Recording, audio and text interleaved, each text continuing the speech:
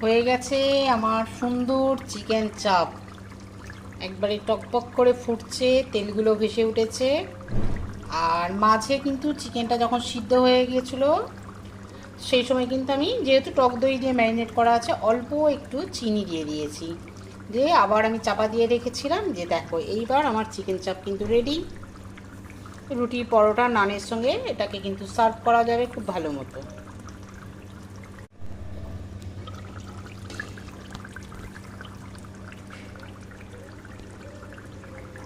হয়ে গেছে আমার সুন্দর চিকেন চাপ।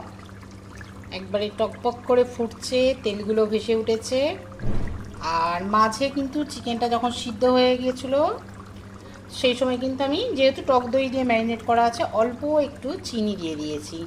দিয়ে আবার আমি চাপা দিয়ে রেখেছিলাম। যে দেখো, এইবার আমার চিকেন চাপ কিন্তু রেডি।